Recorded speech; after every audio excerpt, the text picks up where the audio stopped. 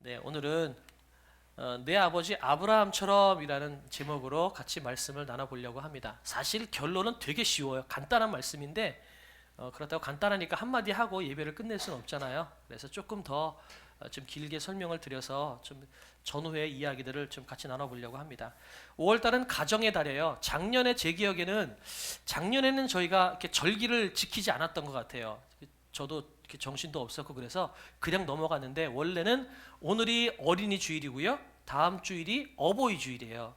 그래서 못해도 어린이 주일, 어버이 주일만큼은 조금 한번 점검하고 넘어가야겠다. 특별히 가정의 달이기 때문에 조금 가정에 복이 되는 말씀을 좀 준비해야 되겠다는 마음이 들어서 오늘은 창세기 말씀 이 26장 가지고요. 오늘과 다음 주 똑같은 본문 가지고 다른 말씀을 좀 전해 보려고 합니다. 그러니까 여러분 그렇게 생각해 주시면 좋을 것 같습니다. 그래서 본문으로 들어가 보려고 하는데요. 이 창세기 26장 그러면 보통 이제 창세기의 족장들의 이야기다라고 하는데 그럼 창세기에 주목해서 봐야 될 5족장이 있습니다. 누구냐면 아브라함, 이삭, 그 다음에 야곱, 요셉, 그 다음에 요 가운데에 유다라고 하는 족장이 있어요. 그러니까 요 5사람을 주목해서 보는 게 창세기의 이야기거든요. 근데 이제 유다는 가운데 껴 있으니까 조금 빼버리고 오늘은 이제 주로 이야기가 전개되는 사람을 따진다면 아브라함, 이삭, 야곱, 요셉 요 네 인물이 창세기 중반 이후부터 쭉 이야기가 전개가 돼요. 그런데 가만히 보면요. 아브라함, 이삭, 야곱, 요셉 중에 본문이 다 길어요. 굉장히 긴데 이삭만큼은 딱 한 장 있어요. 딱 한 장, 오늘 읽은 창세기 26장에만 이삭의 이야기가 들어가 있어요. 물론 그 전에 이삭의 아내 리브가를 얻는 장면도 있는데 그거는 주도적으로 누가 하는 거냐면 이삭이 하는 것이 아니라 아브라함의 종이 몸종이 가서 이삭의 아내를 데리고 오는 장면이기 때문에 그것은 이삭의 이야기라고 보기가 조금 애매하죠. 이삭이 주인공이 돼서 주도적으로 이야기를 끌고 나가는 본문은 26장 한 장밖에 없어요. 그나마도 보면 사는 걸 인생을 한번 보세요. 아브라함은 175세를 살았어요. 이삭은 180세를 살았어요. 그 다음에 야곱은 147세를 살았고요. 요셉은 110세를 살았어요. 이 4명의 족장 중에 제일 오래 사는 사람이 누구예요? 이삭이에요. 그런데 성경 본문은 이삭의 이야기가 제일 짧아요. 왜 짧을까? 그건 한편으로 보면 인생에 우여곡절이 없었구나. 굴곡이 별로 없었구나. 그렇게 생각할 수가 있는 거죠. 그래서 많은 사람들이 가정에 대해서 복에 대해서 이야기할 때 또 이삭에 대해서 굉장히 많이 이렇게 집중해서 보고요. 이삭을 보면서 우리 가정도 그렇게 됐으면 좋겠다라고 생각할 때가 굉장히 많습니다. 여러분 성경책 한번 살짝 펴보시겠어요? 창세기 25장을 한번 가보세요.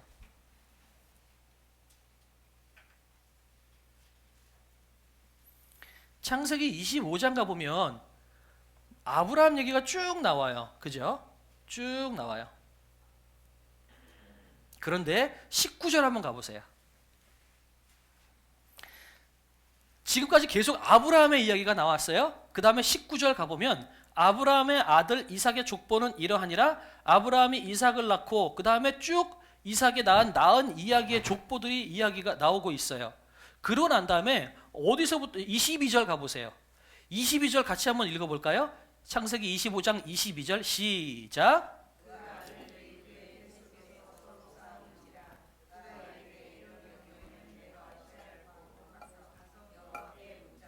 네, 아멘. 지금 무슨 얘기하고 있어요? 바로 이삭의 아내 뱃속에 있는 쌍둥이 에서와 야곱 이야기로 넘어가요. 그러니까 지금 여기서는 이삭 얘기가 그냥 족보 얘기만 나와 있고 이삭의 스토리가 없어요. 그냥 넘어갔는데 뭔가 지금 그냥 넘어가면 아쉬운 것 같아요. 그래서 마치 첨가된 이야기처럼 26장에 이삭의 이야기가 나와요. 그러니까 사실은 25장 오늘 나온 이 본문의 가운데에 오늘 26장 얘기가 시간상으로 따지면 끼어 들어가야 되는 거예요. 그러니까 지금 오늘 26장 읽게 될 이 이야기는 쌍둥이가 나오기 전에 이야기라는 거죠. 그러니까 이것들을 놓고 보면서 이삭의 인생을 좀 한번 보자는 거죠. 근데 이삭의 이야기를 가만히 보면 진짜 우리가 본받고 싶은 게 너무 많아요. 물론 우리가 이제 너무 복만을 찾고 복을 얻는 것이 우리의 신앙생활에 대해서는 안 되겠죠. 우리가 생각하는 복, 예를 들어서 건강, 돈 많이 벌고 잘 살고 걱정 근심 없고 이렇게 사는 것이 우리 신앙생활의 목표가 되면 여러분 그것은 신앙생활을 굉장히 잘못 살고 있는 거라고 생각을 합니다. 그렇게 살면 여러분 신앙생활과 미신과 다를 게 없어요. 그러니까 그렇게 사는 것은 건강하지 않아요. 그러니까 신앙생활의 목적이 좀 바뀌긴 해야 돼요. 그러나 그렇다고 해서 건강하고 잘 살고 돈 많이 벌고 여기에 대해서 무조건 관심 없어라 그렇게 이야기하지도 않아요. 왜냐하면 성경에서 곳곳에 보면 여호와께서 복을 주셨기 때문에 부자가 되었다, 건강했다 이런 이야기들이 곳곳에 있거든요. 그러니까 그런 것에 대해서 우리가 관심을 갖는 것은 또 나쁜 것은 아니라는 거죠. 그런 차원에서 많은 사람들이 오늘 이삭의 이야기를 보면서는 야 우리 가정에 저렇게 됐으면 좋겠다 그런 기대를 갖게 만드는 이야기들이 이삭의 이야기에 짧지만 굉장히 많이 있어요. 그래서 가정의 달을 맞아서 오늘과 다음 주에 연속으로 요 이삭의 이야기만 가지고 26장 한 장의 이야기만 가지고 좀 은혜를 나눠보려고 하는 거예요. 왜냐하면 가정의 달이기 때문에 가정을 보면서는 그래도 이런 복에 대해서 우리가 한 번은 생각하고 바라고 기도하고 넘어가면 좋지 않을까라는 생각이 든다라는 거죠. 가장 길게 살았지만 스토리상으로 가장 짧게 이야기하고 있는 이 이삭의 이야기를 보면서 과연 이 안에서 어떤 원리가 있는지를 한번 봤으면 좋겠어요. 이삭의 이야기를 보면요, 우선 예배가 살아나요. 그 다음에 재물이 많이 얻어요. 100배의 축복을 얻습니다. 그 다음에 자녀들이 잘 되는 거죠. 이걸 보면서 가정이 잘 되고 예배가 살아나서 신앙이 좋고요. 그 다음에 재물을 많이 얻어요. 그 이삭의 가정을 보면 이런 복이 있어요. 그 여러분에게도 그런 복이 있었으면 좋겠어요. 여러분 그런 복 원하시죠? 아멘이시죠? 예. 너무 그것만 따진다는 것은 잘못된 신앙생활이지만 죄송하지만 저도 그렇게 살고 싶어요. 목회자로서 누군가가 저한테 물어본다면 전인금 목사님은 돈 좋아하십니까? 그러면 저 뭐라고 이야기할까요? 좋아합니다. 저 돈 좋아해요. 그러나 돈을 하나님보다 좋아하면 그것은 우상이 되겠죠. 그런 차원에서 돈과 무관하게 청렴결박해가 살 수는 없어요. 왜냐하면 우리는 이 땅에서 경제활동을 하고 살고 있기 때문에 돈과 무관한 삶을 살 수는 없어요. 그러나 돈보다 하나님이 우선이고 하나님의 자녀답게 살아가는 것이 우선이기 때문에 우리는 그렇게 살아갈 수가 있는 거죠. 그런 차원에서 오늘 이삭의 복이 여러분 모두에게 임하기를 주님의 이름으로 축복합니다. 아멘이시죠? 그러면 우리가 어떻게 해야 살 수 있을까? 어떻게 이삭처럼 살 수 있을까? 그냥 결론은 하나예요. 예수 잘 믿자. 한번 따라해 주시겠어요? 예수 잘 믿자. 시작. 예수 잘 믿자. 네, 예수 잘 믿으면 돼요. 너무 쉽죠? 이것만큼 쉬운 게 어디 있어요? 예수 잘 믿으면 복 받아요. 맞는 말이에요. 그런데 이제 더 들어가 보자는 얘기죠. 더 깊게 들어가서 어떤 이야기가 오늘 이삭의 스토리 가운데 있었는지 한번 같이 나눠보도록 하겠습니다. 첫 번째, 인간은 다 똑같아요. 다 똑같아요. 목사님, 저도 그렇고요. 우리 장로님도 그렇고 권사님도 그렇고 다 똑같아요. 이게 무슨 얘기냐? 다 죄성을 가지고 있고 다 연약하다는 얘기예요.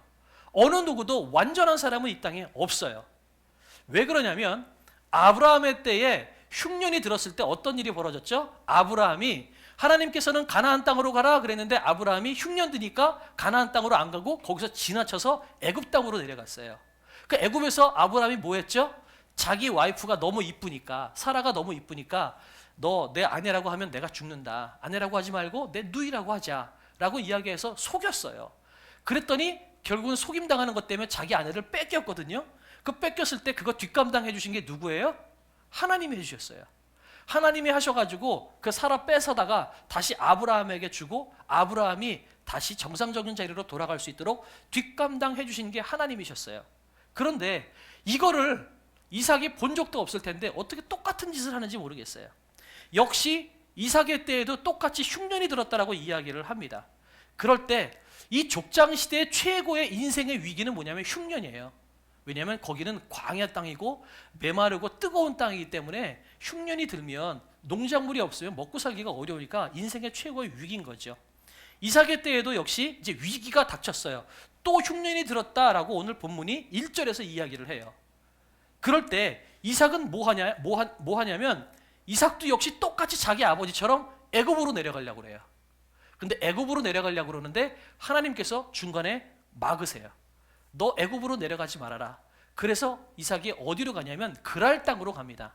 그랄 땅은 어디냐면 사실은 애굽으로 내려가는 그 길목에 있는 가운데 지점이에요. 그러니까 중간에 멈춘 건데 이 그랄 땅이 어디냐면 많은 지정학적으로 애굽의 거의 위성 도시처럼 여기가 풍요롭고 번성한 땅이라고 이야기를 해요. 그러니까 여기도 애굽처럼 부유하고 번성하고 비옥한 땅이면서 이 그랄 땅이 애굽의 전초 기지처럼 사는 땅이 그랄 땅입니다. 근데 이게 이 에서가 그랄 땅에서 멈추죠. 그런데 거기서 역시 이 에서가 뭘 해요? 자기 아내를 에서라고 그랬어요. 제가 지금 앞에 본문들 다 잘라먹고요. 에서가 아니라 이삭이에요. 네, 이거는 편집도 안 되고 어떡하지? 큰일 났네. 이삭입니다. 얘기해 주지. 다 그냥 알아듣고 들으신 거죠? 여러분 마음이 좋으셔서 다 이해하시고 들은 줄로 믿습니다. 이삭이에요. 그 아들 이삭이 역시 아버지하고 똑같은 짓을 하는데 자기 아내를 누이라고 속입니다. 이걸 보면요, 여러분 이삭의 가정이 오늘 분명히 복을 받았거든요. 복을 받는데 복을 받는 이삭의 가정을 보면 이삭도 똑같아요. 똑같이 자기 아버지처럼 속이기도 하고요. 똑같이 가지 말라는 땅에 가기도 하고요. 인생 똑같은 거예요. 그거 보면 저나 여러분이나 다 똑같아요. 다 하나님 앞에 보면 다 똑같은 인생이라는 거 여러분 꼭 잊지 않았으면 좋겠어요. 양옆에 분들께 인사해 주시겠어요? 당신이나 나나 똑같습니다. 시작. 네, 누구 잘났다 그렇게 이야기하지 마세요. 다 똑같아요. 자, 9절에 보니까 이렇게 돼 있어요. 한 목소리로 같이 한번 읽어볼까요? 시작. 이에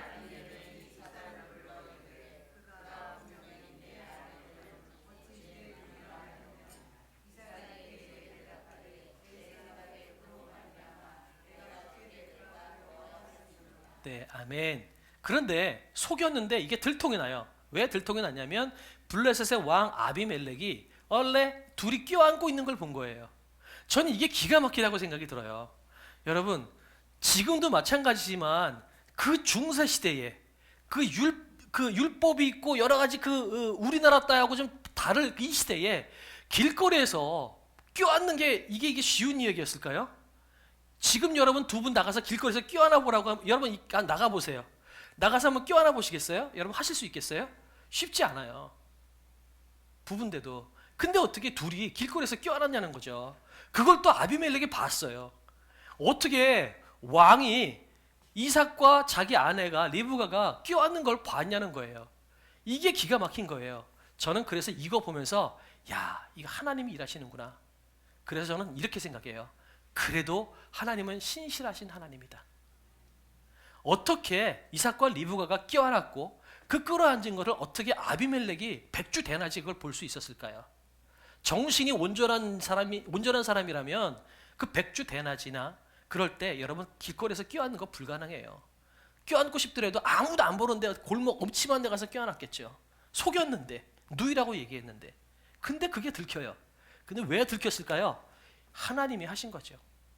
하나님이 보게 하신 거예요.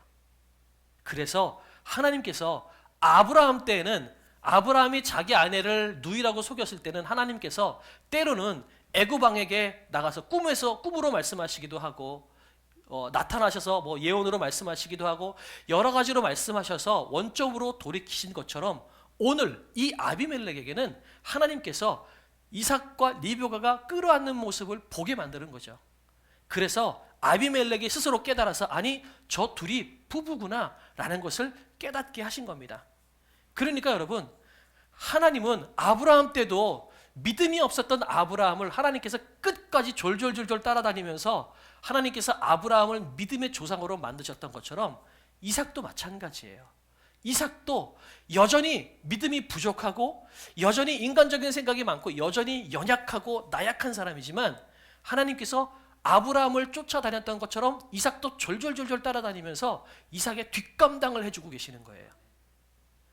하나님은 신실하신 하나님이십니다. 믿으시죠? 하나님은 신실하세요. 우리가 연약한 거 다 아세요. 그런데 하나님은 너 왜 이렇게 답답하게 인생 사냐? 내 이젠 더 이상 너 못 다니겠다 라고 하나님이 우리를 버리지 않으세요. 하나님은 끝까지 우리를 쫓아오시고 우리를 바꾸시는 하나님이라는 사실 여러분이 믿으셨으면 좋겠어요. 또한 하나님은 어떤 하나님이냐? 약속을 이루시는 하나님이십니다. 따라해 주시겠어요? 하나님은 약속을 이루시는 하나님이다. 네, 여러분 성경책 보시고요. 지금 읽었던 본문에 창세기 26장 4절 26장 4절 자, 같이 한번 읽어볼까요? 시작. 내 자손을 하늘의 별과 같이 번성하게 하며 이 모든 땅을 내 자손에게 주리니 내 자손으로 말미암아 천하 만민이 복을 받으리라. 아멘. 이거 지금 누구에게 한 거예요? 하나님께서 이삭에게 말씀하신 거예요. 그죠? 하나님께서 이삭에게 말씀하셨다는 사실 여러분이 머릿속에 염두에 두세요. 그 다음에 12, 13절에 가보면 이삭이 그 땅에서 농사하여 그 해에 100배나 얻었고 여호와께서 복을 주심으로 그 사람이 창대하고 왕성하여 마침내 거부가 되어 라고 이야기하고 있습니다. 하나님께서 복을 주셨대요. 분명히 그 땅에 흉년이 들었기 때문에 이삭이 옮긴 거거든요. 여러분 우리 그 예루살렘 땅이 그 가나안 땅이 면적으로 따지면 얼마나 될까요? 우리나라 강원도 땅 정도밖에 안 돼요. 그렇게 크지 않은 면적이에요. 그러면 그 조그만 땅덩어리에 여기는 비가 오고 여기는 비옥해지고 이게 가능할까요? 아닐 거예요. 그러니 가나안 땅에 흉년이 들었다면 이 그랄 땅도 분명히 어느 정도는 아무리 좋은 땅이라 할지라도 이 그랄 땅도 지금은 흉년이 들었을 가능성이 많아요. 그런데 뭐라고 그래요? 이삭이 그랄 땅에서 농사를 지었는데 얼마의 복을 얻었다고요? 100배의 복을 얻었대요. 이게 숫자상으로 100배의 복이 아니라요. 하나님께서 우리가 셀 수 없을 만큼 풍성한 복을 주셨다는 의미가 100배예요. 단순히 곱하기 100이 아니라 우리가 헤아릴 수 없을 만큼 놀라운 복을 하나님께서 주셨다라고 말씀하시는 게 이게 100배의 복을 얻었대요. 마침내 거부가 되었다라고 이야기하고 있습니다. 왜 그래요? 하나님께서 복을 주셨기 때문에 가능하다라고 말씀하셨어요. 조금 전에 읽었던 26장 4절의 그 말씀, 내가 내 자손에게 복을 주고 풍성하게 하겠다라고 했던 하나님의 약속의 말씀이 있었기 때문에 하나님은 그 약속을 이루시는 거예요. 이삭은 신앙이 지금 그렇게 충실하지 않아요. 여전히 연약해요. 그러나 하나님께서 이삭에게 믿음을 계속해서 부여해 주시고 이삭에게 복을 주시고 이삭을 풍성하게 만들고 100배의 복을 주셨는데 그것은 이삭의 믿음이나 이삭의 성품이나 그것이 아니에요. 무엇 때문에 그래요? 하나님의 약속 때문에 그런 거예요. 바라기는 여러분에게 모두 하나님께서 약속하신 그 하나님의 약속이 여러분의 모든 가정마다 이루어지기를 주님의 이름으로 축복합니다. 하나님께서 우리 모두를 사랑하셨어요. 하나님을 온전히 믿고 따르는 자에게 복을 주시겠다고 하나님께서 약속하셨어요. 이삭에게만 약속하신 한 약속이 아니라 우리 모두에게 동일하게 하신 하나님의 약속이라는 사실을 믿었으면 좋겠어요. 그리고 그 약속이 저와 여러분의 가정 가운데 모두 이루어지기를 주님의 이름으로 축복합니다. 여러분의 가정 가운데도 100배의 복이 있기를 원하고요. 여러분 모두가 창대하기를 원하고요. 여러분 모두가 거부가 되기를 원합니다. 아멘이시죠? 신앙생 제 반석교회 예배드리면서 지금 아멘이 제일 커요. 좋죠? 하나님께서 그렇게 하시겠다고 분명히 약속하셨어요. 이삭이 어떤 상황 가운데서도 하나님은 약속을 이루셨어요. 하나님은 약속을 이루시는 분이십니다. 우리는 불순종하지만 우리는 불성실하지만 하나님은 신실하신 하나님이에요. 반드시 그 약속을 이루시는 하나님이라는 사실 여러분 그렇게 믿고 나가시길 원합니다. 특별히 저보다 우리 자녀들이 그렇게 됐으면 좋겠어요. 여러분께 한번 여쭤보겠습니다. 여러분은 선택해보세요. 여러분이 복받고 거부가 되는 게 좋아요? 여러분의 자녀가 복받고 거부가 되는 게 좋으세요? 자, 여러분이 복받는 거 1번, 여러분이 자녀가 복받는 거 2번. 자, 1번 손 들어보세요. 자, 여기 손 들으면 괜히 파렴치한 같이 보이시죠? 자, 2번 손 들어보세요. 네, 내려주세요. 맞아요. 부모가 되면요. 내가 잘 되는 것보다 내 자녀들이 더 잘 되는 걸 원해요. 저도 가끔 그런 생각 하거든요. 저도 있으면 내가 몇 년 더 남았나 그런 생각 지금도 해요. 어리긴 하지만 저보다 연세 많으신 분들이 너무 많긴 하지만 그럼에도 불구하고 어리지만 저도 지금 앉아 있으면 아 내가 한 90살 산다 치면 35년 남았나 이렇게 생각을 해요. 근데 저도 이제 살은 날보다 살 날이 더 적어요. 그러니까 저는 그런 생각이 들어요. 그래 지금까지 내가 고생하며 살았는데 앞으로 나 고생하며 살아도 나는 괜찮다. 자녀들이 잘 된다면 차라리 나는 지금처럼 이렇게 살아도 괜찮겠다 이런 생각을 많이 해요. 그래서 저보다 우리 자녀들이 정말 잘 됐으면 좋겠어요. 그런 마음이 들어요. 여러분, 아브라함에게 주신 복이 이삭에게 임하는 거예요. 하나님께서는 오늘 이삭에게도 말씀하셨지만 제가 보진 않았는데요. 창세기 12장 몇 장에서 걸쳐서 3번, 4번에 걸쳐서 사실은 하나님께서 이 약속을 누구에게 주셨냐면 아브라함에게 주세요. 이 약속은 이삭에게만 주신 것이 아니라 사실은 하나님께서 아브라함에게 주신 약속이에요. 아브라함에 주신 그 약속을 하나님께서 이루셔서 그 약속이 어디에서 복을 받아요? 이삭에게 복을 받는 거예요. 그래서요, 그 놀라운 역사가 이루어진다는 거죠. 16장, 17장에도 보면 내가 내 언약을 나와 너 및 내 대대 후손 자 사이에 세워서 영원한 언약을 삼고 너와 내 후손의 하나님이 되리라. 내 후손의 하나님이 될 거야. 아브라함에게 하나님께서 계속해서 말씀하시거든요. 그 약속이 지금 이삭에게 이루어지고 있는 거예요. 그러니까 아브라함은 까먹었을지 모르지만 하나님은 까먹지 않으세요. 대를 걸쳐서 세월을 걸쳐서 하나님은 그 약속을 이루시는 하나님이라는 사실 잊지 않았으면 좋겠어요. 그런데 이 세상은요, 이 복받은 사람을 가만두지 않아요. 복을 누리고 있는 우리 같은 사람을 세상은 가만두지 않는다는 사실 여러분 기억하세요. 26장 16절에 보면 아비멜렉이 이삭에게 이르되 네가 우리보다 크게 강성한즉 우리를 떠나라. 그랄 땅에 살고 있거든요. 이 그랄 땅은 블레셋 지역의 거의 수도와 가까운 땅이에요. 그런데 이삭이 그랄 땅에 살고 있다는 것은 성경에 나오지 않지만 아마 땅에 살고 있으면서 임대세 비슷하게 아마 세금 비슷한 걸 내고 살고 있는 거예요. 왜냐하면 아무도 못 사는 변방에 사는 거라면 그냥 살 수 있지만 그랄 땅이면 거의 수도에 가깝거든요. 어떻게 이방인들한테 자기네 동족도 아닌데 자기네 수도 가장 좋은 땅에 이삭을 살게 하면서 공짜로 살게 하겠어요. 그러니까 돈을 받고 아마 살게 했을 거예요. 그런데 문제는 수도에 살고 있는데 얘가 우리보다 더 부자가 되는 거예요. 막 100배 거부가 돼요. 그러니까 아비멜렉이 뭐라고 이야기해요? 너 나가. 배알이 꼴리는 거죠. 사촌이 땅 사면 배가 아프다고요? 지금 우리 동족도 아닌데 제가 우리 동네에 살면서 나보다 더 부자가 돼요. 얼마나 배알이 꼴려요. 그러니까 많은 사람들이 나가라 그렇게 이야기하는 거예요. 그리고 이삭이 우물을 파잖아요. 그럼 이 동네 사람들이 다 우물을 메꿔버려요. 열받는 거지. 걔네들이 잘 되는 게 보기 싫은 거예요.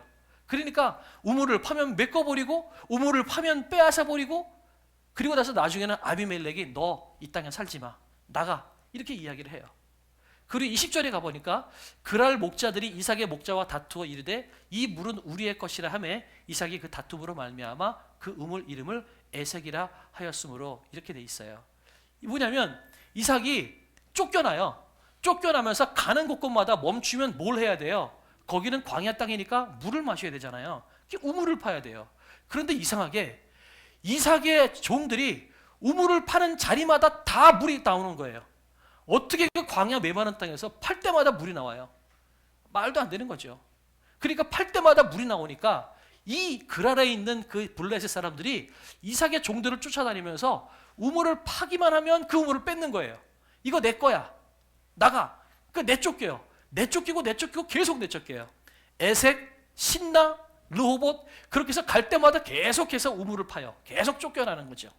이게 이 땅에 우리가 살아가는 모습인 것 같아요. 하나님의 자녀가 복받는 것, 이 세상 공중권세 잡은 악한 세력은 사단은 가만두고 보지 않아요. 우리가 하나님 품 안에 있을 때 복을 받는다는 사실을 알고 있기 때문에 사단은 우리가 하나님 품 안에 있기를 원치 않아요. 또한 저 밖에 많은 백성들이 하나님을 믿기를 사단은 원치 않아요. 그래서 여러 가지 모양으로 우리가 복음을 전하는 것을 방해하고 많은 사람들이 그리스도를 믿기를 방해하는 거죠. 왜 그럴까요? 그것은 이 땅은 결국은 우리가 영원히 거할 땅이 아니다라는 것을 얘기해 주는 거죠. 우리가 거할 땅은 우리가 여기서 복을 누리고 좋은 은혜를 누린다 할지라도 결국 우리가 살아가야 할 땅은 저 영원한 천국이에요. 그러니까 여기는 우리가 잠시 거주할 땅이지 우리가 아무리 복을 누리고 풍성함을 누린다 할지라도 영원히 우리가 거주할 땅이 아니라는 것을 이야기하는 겁니다. 사단은 우리가 하나님의 품 안에서 복을 얻는 것을 원치 않아요. 어떤 모양으로든 우리가 쓰러지길 원하고 우리가 자빠지기를 원합니다. 믿음을 연약하게 하고 여러 가지 잘못된 소문이나 여러 가지 것을 통해서 하나님을 못 믿게 만듭니다. 왜 지금 세상에 교회 다니는 사람을 그렇게 욕을 할까요? 앞으로 좋아질까요? 제가 보기엔 그렇지 않을 거예요. 점점 더 교회 다니는 것 점점 더 어려워질 거예요. 그러나 그것은 하나님께서 그만큼 이 땅이 우리가 살아가야 할 때 땅이 아니고 너희는 저 땅을 소망해라 라는 것이고, 또 한 가지는 그럼에도 불구하고 이 어려운 중에 하나님께서 알곡과 쭉정이를 가르는 그런 중요한 시기라는 사실을 잊지 않았으면 좋겠어요. 세상이 아무리 우리를 비난하고 욕한다 할지라도 여러분, 예수 믿는 사람들, 예수 믿는 하나님 품 안에 있을 때 복을 받는다는 사실 여러분이 기억하셨으면 좋겠어요. 누군가는 그렇게 물어볼 수 있어요. 아니 목사님, 교회 안 다니는 사람도 부자 많아요. 맞아요, 많아요. 그러나 하나님 품 안에 있어서 부자가 되는 것과 하나님 품 밖에서 부자를 누리는 것은 그건 인생의 질이 다르다는 사실을 잊지 않았으면 좋겠어요. 이 모든 것들이 나의 주인이신 하나님께서 나에게 주신 것이라는 것을 믿고 살아가는 거부와 이 모든 것은 내가 내 힘을 다해가지고 내 노력으로 얻은 거야 라고 생각하고 내 인생이 주인이 나라고 생각해서 살아가는 그 인생은 천지 차이라는 사실을 여러분이 잊지 않았으면 좋겠어요. 그런 차원에서 하나님 품 안에서 살아가는 인생이야말로 진심으로 복된 삶이라는 것을 여러분은 기억하십시오. 거부가 될 거예요. 100배 축복을 얻을 거예요. 그런데 더 중요한 것이 있어요. 이것이 하나님께서 복을 주셔서 얻은 것이라는 것을 믿는 사람이야말로 진짜 복된 사람이에요. 우리가 아무리 100배 축복을 얻고 아무리 거부가 되어도 이건 내가 노력해서 된 거야 라고 생각하면 그 인생 결국은 망할 수밖에 없는 인생이에요. 그런 마음으로 세상이 우리를 호락호락하지 않게 우리를 방해하고 다투고 있다는 것을 여러분은 기억하세요. 혹시 여러분의 믿음이 흔들리고 여러 가지 모양으로 해서 신앙생활을 못하게 방해할 때 여러분 거기에 흔들리지 않았으면 좋겠어요. 아, 사단이 나를 방해하는구나. 내가 진짜 복을 못 누리게 만드는구나. 내가 복 받는 게 저 사단의 배알이 꼴리는구나. 여러분 그렇게 생각하셔야 된다는 거예요. 우리 자녀들도 마찬가지예요. 여러분, 우리 인생은 잘 되기도 하지만 내려가기도 해요. 왜요? 하나님께서 우리를 잘 되게 하지만 사단은 우리가 잘 되는 걸 보고 싶지 않거든요. 여러 가지 모양으로 우리를 넘어지게 하려고 해요. 그러니까 우리 인생은 롤러코스터처럼 올라가는 때가 있으면 내려가기도 하다는 거죠. 그럴 때 우리 자녀들도 마찬가지예요. 올라갈 때가 있으면 내려갈 때가 있어요. 잘 되는 때가 있으면 끼우러질 때도 있다는 거죠. 그럴 때 우리 자녀들이 꺾이지 않는 인생이 됐으면 좋겠어요. 우리 자녀들이 넘어지지 않았으면 좋겠어요. 특별히 지금 우리 자녀들 지금 잘 되고 있는 것, 그거 자기네들이 잘해서 그러는 거 아니에요. 하나님께서 복 주셔서 하나님께서 신실하신 하나님이기 때문에 그나마 저렇게 살고 있는 거고요. 그 다음에 더 나가면 여러분의 기도가 있기 때문에 그렇게 살고 있는 거지, 자기가 잘하고 있어서 그렇게 살고 있는 것 아니라는 거 여러분 그들이 깨달았으면 좋겠어요. 그래서 바라고 원하는 것은 인생의 어려운 고비를 만날 때마다 여러분들 스스로를 격려할 뿐만 아니라 여러분의 자녀들을 격려해서 여러분의 자녀들이 그 롤러코스터 같은 인생들을 하나님 품 안에서 이겨낼 수 있는 자녀들이 되기를 주님의 이름으로 축복합니다. 그래서 결국은요, 세상은 우리를 만만하게 하지 않지만 하나님이 우리를 위대하게 바꾸신다는 사실을 잊지 않았으면 좋겠어요. 하나님이 우리를 위대하게 바꾸세요. 무슨 얘기냐? 지금 제가 읽진 않았지만 계속해서 쫓아다니면서 우물을 파요. 근데 마지막에 파는 우물이 뭐냐면 르호봇이라는 우물을 파요. 그런데 이 르호봇이라는 우물의 뜻이 뭐냐면 넓다라는 뜻이에요. 그건 무슨 얘기냐면 이삭은 지금 쫓겨나잖아요.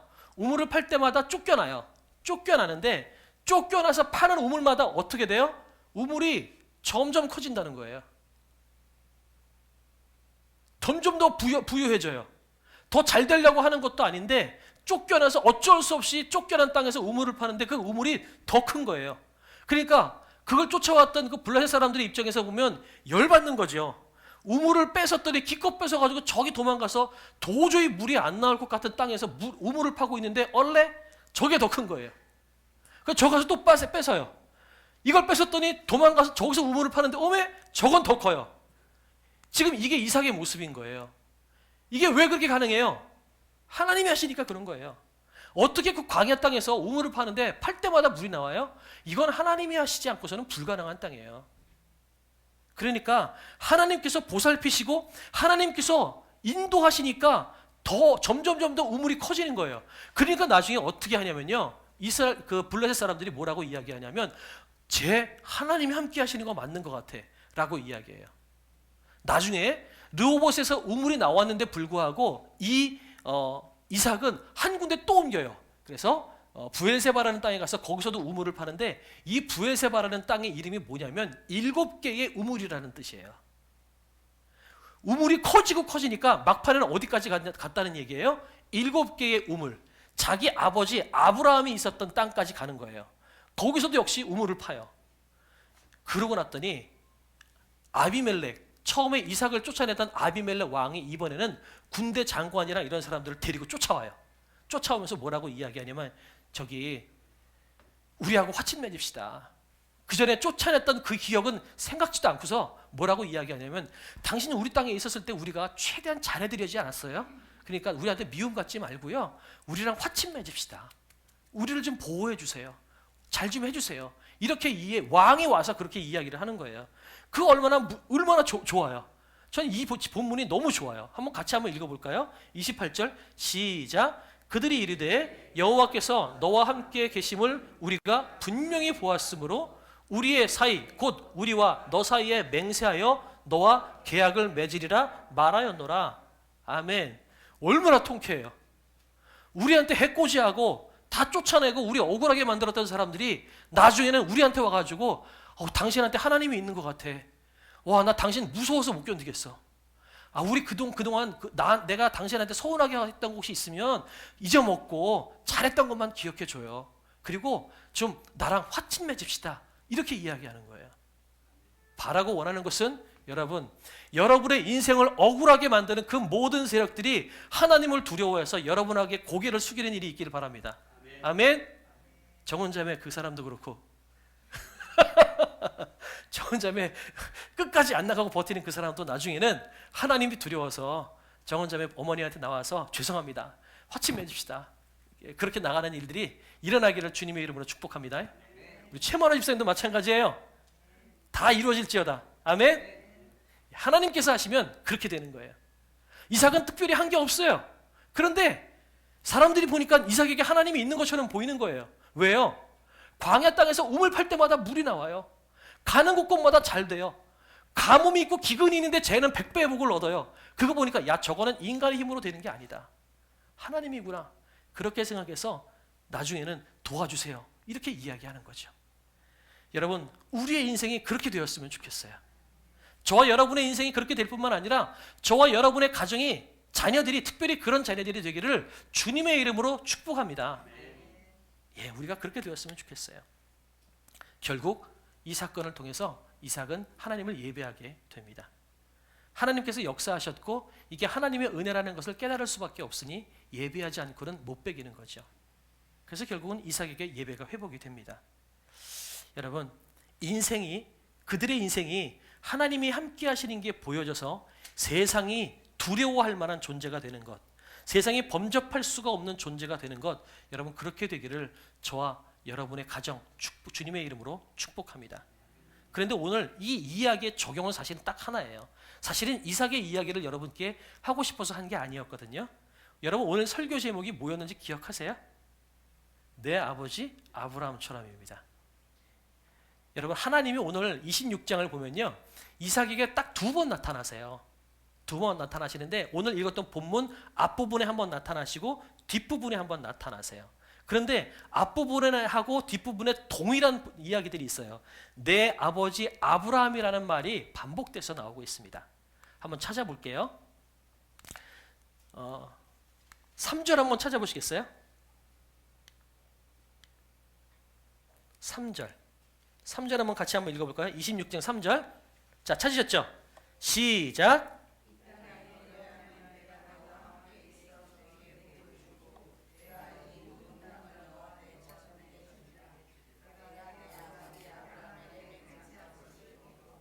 아멘. 그럼 26절 가보세요. 아니지, 26절이 아니죠. 24절이네요. 24절 같이 한번 읽어보겠습니다. 시작.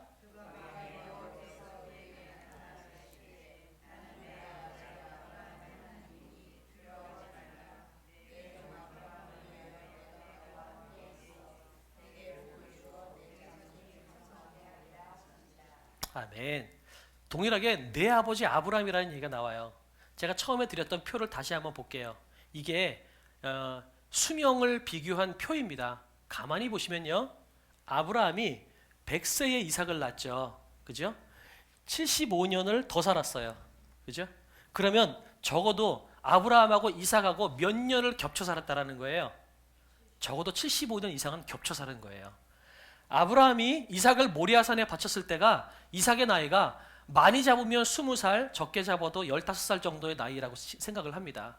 그러면 적어도 75살에서 한 15살 정도 빼면 한 60년 정도는 못해도 이삭하고 아브라함하고 같이 살았던 거예요. 그죠? 무슨 얘기냐면 아브라함이 이삭을 모리아산에서 바쳤을 때 그때 비로소 하나님께서 아브라함의 믿음을 보시고 네가 진짜 나를 믿는 줄 아는구나 라고 하나님께서 인정하셨거든요. 그렇게 따지면 아브라함이 이삭을 바치기 직전까지, 그러니까 한 115살 전까지는 아브라함이 조금 믿음이 부족했던 것 같아요. 그렇다 치면 아브라함이 하나님께 인정받고 난 다음에 그 인생만 놓고 봐도 적어도 60년 정도는 이삭은 아브라함이 어떻게 하나님을 믿고 어떻게 하나님의 자녀로 멋있게 살았는지를 봤다라는 거예요. 이때 뭐 유튜브가 있었겠어요? 텔레비가 있었겠어요? 넷플릭스가 있었겠어요? 우리 같은 경우야 지금 뭐 넷플릭스 있고 스마트폰이 있으니까 집에 가면 각자 자기 방에 들어가서 스마트폰 보고 텔레비 보잖아요. 가족끼리 이야기할 틈이 별로 없죠. 근데 이때는 아무것도 없어요. 광야밖에 없는 거예요. 그럼 뭐 했겠어요? 아브라함은 매일같이 할 게 없으니까 매일같이 이삭이랑 야 우리 옛날에 그랬었다. 야 내가 옛날에 이런 일이 있었다. 이런 얘기를 했지 않았을까요? 추측하긴 해. 이런 생각도 해봐요. 아브라함이 야 내가 옛날에 애굽 갔을 때 내가 네 엄마가 너무 예뻐가지고 내가 네 엄마를 엄마라고 안 그러고 누이라고 그랬다가 애굽 왕한테 됐다 혼났다 이런 얘기 했었을 것 같아요. 그죠? 혹시 그 얘기를 듣고 이삭도 똑같이 따라 했을까? 우리 아버지가 그랬으니까 나도 그래야 되겠다. 아브라함이 야 세상을 살아가는 지혜야. 살기 어려우면 네 와이프를 네 아내도 누이라고 속여. 그러면 살 수 있어. 혹시 그랬을까요? 그러진 않았겠죠. 아무튼 간에 중요한 것은 야 내가 이렇게 살았는데 하나님이 나를 인도하셨다? 아브라함이 그 얘기하지 않았었겠어요? 그죠? 너 기억나지? 내가 너 모리아산에 너 죽이려고 그랬잖아. 근데 하나님이 너 막으셨잖아. 그리고 순약 대신 주셔가지고 예배 받으시고 우리 복 주셨잖아. 야 내가 100살인데 어떻게 너 같은 아이가 나오니? 이거 하나님 아니면 불가능하다. 이런 얘기들을 아브라함이 이삭에게 하지 않았겠어요? 그러니 이삭은 적어도 60년이 넘는 세월 동안 아브라함을 통해서 누구를 들었어요? 아브라함의 인생 가운데 인도하시는 하나님의 이야기를 들었을 거라는 거죠. 그런 상황 가운데에서 하나님이 나타나서 내 아버지 아브라함의 하나님이 나야 라고 이야기했을 때 그 느껴지는 감동이 지금 우리가 느끼는 감동하고 같을까요? 다를 거예요. 실제로 내 아버지가 겪었던 것, 그리고 내가 직접 두 눈으로 봤던 그 인도하신 그 하나님을 지금 이삭은 지금 하나님의 음성을 통해서 듣고 있는 거예요.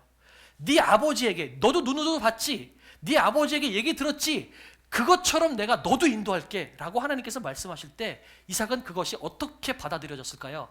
와 진짜 그렇게 인도하실 거다. 그것이 사실로 받아들여지지 않겠어요? 저는 오늘 이 이야기를 하고 싶어요. 여러분, 하나님께서 네 어머니의 하나님, 내 아버지의 하나님이라고 하실 때 여러분이 그 그림이 그려지는 가정이기를 축복합니다. 무슨 얘기냐? 여러분의 자녀들에게 야, 네 아버지의 하나님은 이런 하나님이야.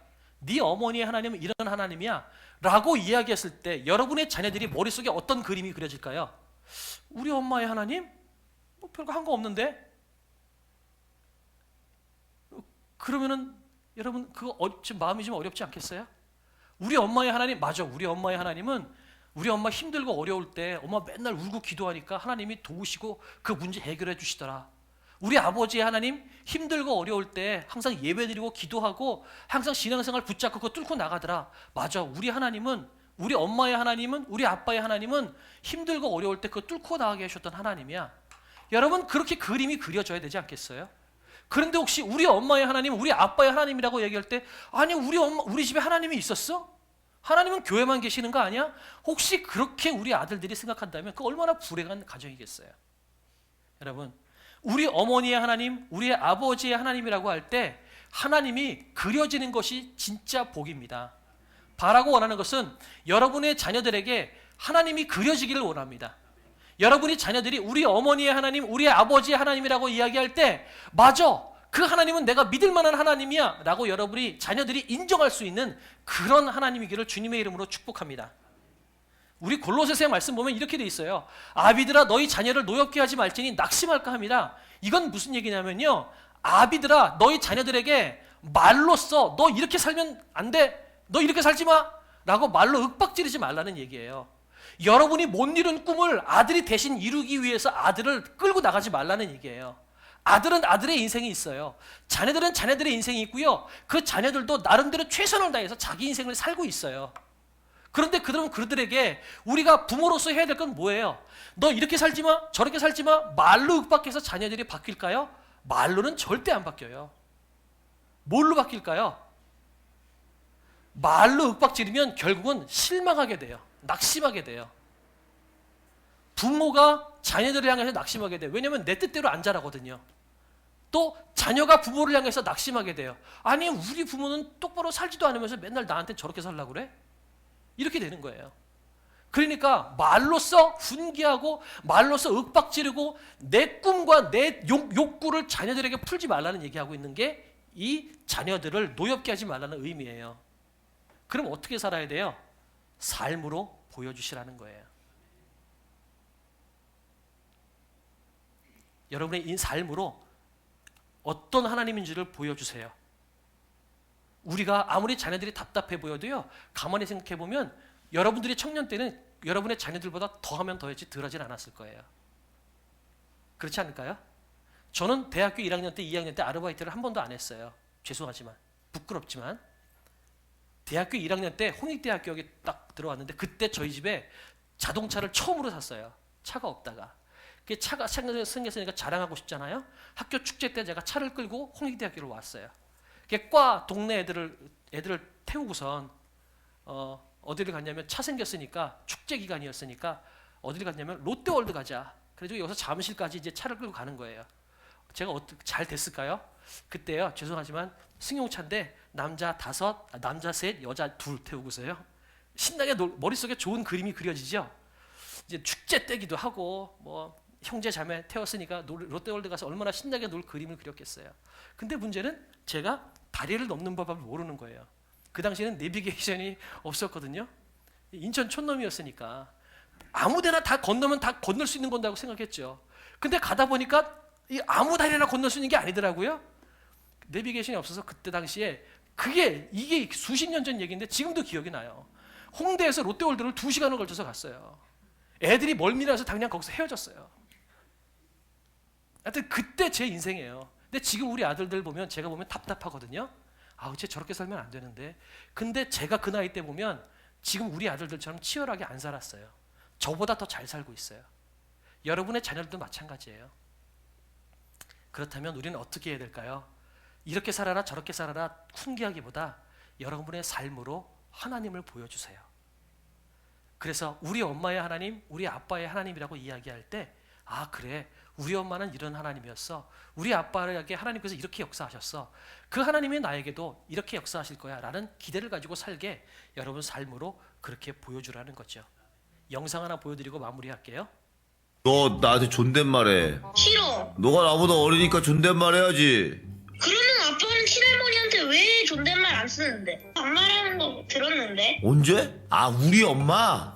아빠가 친할아버지나 친할머니한테는 안 쓰는 거랑 똑같은 거잖아, 그냥. 그걸 그러면 나도 아빠랑 엄마한테 존댓말 안 써도 되는 거잖아.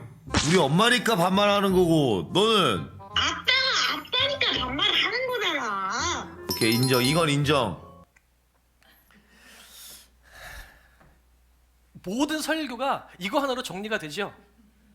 자녀들은요, 교회 나와서 1시간 예배 드리는 걸로 자녀들이 신앙이 바뀌지 않아요. 자녀들은 집에서 바뀌어요. 왜 유대인들이 강한 줄 아세요? 집에서 부모들이 말씀을 암송하고 그 말씀을 집에서 부모들이 가르쳤거든요. 그래서 유대인들이 강한 거예요. 우리가 집에서 삶으로 전혀 신앙인답지 않게 살면서 너 교회 나가, 그러면 걔들에게 교회가 뭐가 되겠어요? 교회는 그냥 짐덩어리밖에 안 되는 거예요. 그런데 내가 날마다 찬양하고 기뻐하고 하나님이 내 삶을 인도하셨다는 살 때문에 그렇게 감사하고 살면 여러분 교회 나가라고 하지 않아도요, 걔네들 때 되면 나와요. 근데 그 애들에게 교회가 짐이 되고 하나님을 믿는다는 것이 그냥 무슨 소설 속의 이야기처럼 보여지고 있는 것은 어쩌면 여러분의 삶이, 집안에서의 여러분의 삶이 하나님을 전혀 언급하지 않는 삶일 수도 있다는 거죠. 여러분 집안에서 어떤 단어가 많이 나오는지 한번 생각해 보세요. 하나님, 은혜, 감사, 찬양 이런 얘기가 많이 나오나요? 아니면 부동산, 주식, 돈 이런 게 많이 나오나요? 여러분이 자녀들에게 어떤 얘기를 많이 하시는지 여러분의 말을 한번 생각해 보세요. 그게 지금 자녀들이 배우고 자라온 모습입니다. 그렇다면 어떻게 해야 될까요? 지금부터라도 그렇게 해야 돼요. 나를 통해 하나님이 보이게 해주십시오. 여러분 노력하세요. 의도적으로라도 찬양 틀어놓고 말씀 들으시고 하나님이 어떻게 인도하셨는지 이야기하세요. 의도적으로 이야기하세요. 그래서 집안에서 말씀이 끊이지 않게, 찬양이 끊이지 않게 그렇게 살아가세요. 그리고 힘들고 어렵더라도 감사하세요. 하나님께서 여러분의 삶을 인도하시고 오늘 말씀하셨잖아요. 하나님의 약속에 신실하기 때문에 우리는 거부가 되고 100배 회복을 얻을 거예요. 지금 어렵더라도 하나님께서 그렇게 이루실 것이 기대된다면 감사하며 살아갈 수 있지 않겠어요? 그런데 욕하고 원망하고 화내고 그렇게 산다면 자녀들에게 어떻게 하나님이 보일 수 있겠어요? 하나님을 보이는 삶을 사십시오. 그리고 한 가지 더 욕심을 부린다면 여러분 가정 예배가 살아나십시오. 가정 안에서 말씀을 누가 가르쳐야 돼요? 가정의 가장의 사실을 가르쳐야 돼요. 가정 예배가 살아나는 집안이 되길 원합니다. 여러분의 입술을 통해서, 여러분의 남편, 가장의 입술을 통해서 여러분 자녀들에게 하나님의 말씀이 증거되는 가정이 되었으면 좋겠어요. 그래서 그것을 통해서 너의 아버지의 하나님, 너의 엄마의 하나님이라고 이야기할 때 맞아, 저런 하나님이었지, 그렇게 고백할 수 있는 그런 사람이 되었으면 좋겠어요. 혹시 그렇게 그동안 살지 못했다면 여러분 죄송하지만 자녀들에게 정직하게 용서를 구하십시오. 정직하게 용서를 구하십시오. 저는 그것이 필요하다고 생각이 들어요. 지난 금요일 날 제가 말씀드렸는데 마지막 한 가지만 더 나누고 늦어졌지만 기도하겠습니다. 제가 계속 말씀드렸잖아요. 우리 자녀들도, 두 아들도 그렇게 신앙생활을 잘 하질 못해요. 오죽하면 제가 교회 나가면 용돈 준다 소리까지 하겠어요. 돈을 걸고라도 교회 나가게 만들겠어요. 그만큼 저희 두 아들도 신앙생활 잘 못해요. 근데 그걸 가만히 보면, 이걸 놓고 보면은 그 아들이 잘못이 아니라 제 잘못인 거예요. 제 삶을 통해서 하나님이 살아계신 것을 보여주지 못했던 거예요. 그러니까 큰아들도 저한테 언젠가 그래요. 나 하나님이 살아계신 거 잘 모르겠다고. 자꾸 아빠가 목사님이니까 내가 나오기는 나오는데 내가 왜 교회를 나가야 되는지 모르겠다고. 정말 진지하게 그 얘기를 저한테 하더라고요. 충격받았어요. 그게 왜 그래요? 제가 목사인데도 불구하고 집에서는 하나님을 보여주지 못했던 거예요. 저도 이렇게 부족해요. 여러분을 비난하거나 여러분을 정죄하려고 하는 것이 아니라 사실은 저의 자기 반성이에요. 제가 그렇다면 여러분은 어떻겠어요? 여러분 인생은 어떠세요? 잘 보이셨나요? 아마 여러분의 자녀들도 똑같이 얘기할걸요? 엄마가 나가라니까 내가 교회를 나가긴 나가는데 도대체 왜 나가야 되는지 모르겠어. 그렇게 이야기하지 않을까요? 그래서 제가 얘기했어요. 미안하다. 내가 하나님을 보여주지 못했다. 하나님은 근데 살아계시다. 하나님이 살아계시기 때문에 내가 이렇게 망나니 같은 삶을 살았음에도 불구하고 하나님이 나 지금까지 인도해 주셔서 나 목사 만드시고 나 이 반석교회라는 이렇게 좋은 교회 담임 목사라는 이름을 타이틀 붙여주셨지. 하나님이 안 살아계셨으면 나 옛날에 거지 되지 않았겠냐? 너 아들이니까 너 내가 어떻게 사는지 알잖아. 제가 그렇게 얘기했더니 또 그건 또 애가 수긍해요. 얼마나 제가 막 사는 거예요? 그러니까 하나님 아니면 네 아버지 거지 됐을 거야. 그랬더니 맞아, 아빠 거지 됐을 거야. 이렇게 얘기한 거예요. 그만큼 못 살았어요.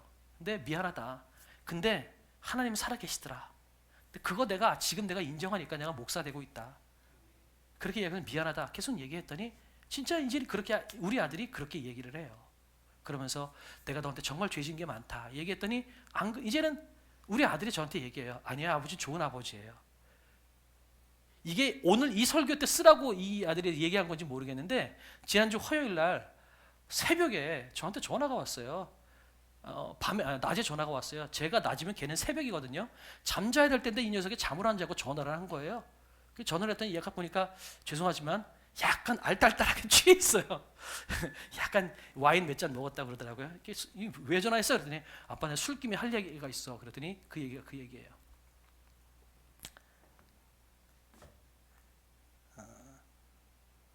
좋은 아버지다.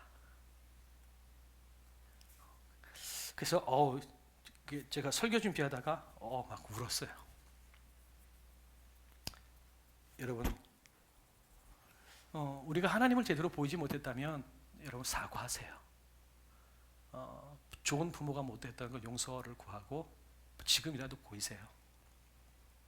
그리고 여러분의 삶을 통해서 하나님의 살아계심을 증명해 주세요. 그러면 자녀들 예수 믿으라고 얘기하지 않아도 돌아와요. 올해는 어린이 주일이에요. 우리 자녀들을 그렇게 우리가 양육했으면 좋겠어요. 말로 윽박지르지 말고 삶으로 보여주세요.